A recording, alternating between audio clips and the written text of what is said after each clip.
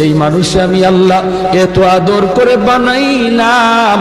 আসমান আল্লাহ বানাইছেন কুন ফায়াকুন বইলা, ফেরেশতা আল্লাহ বানাইছেন কুন ফায়াকুন বইলা, জমিন আল্লাহ বানাইছেন কুন ফায়াকুন বইলা, কিন্তু আমারে আপনারে আল্লাহ পাক কুন ফায়াকুন বইলা বানায় নাই।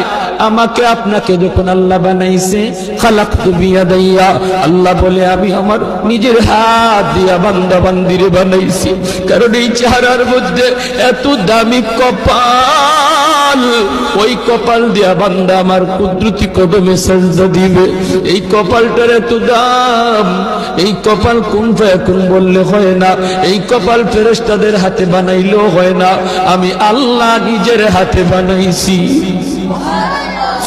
আল্লাহ পাক কই আমি আল্লাহ দেখি জমিনে কেমন অন্যায় হয়, অত্যাচার কেমন জুলুম হয়।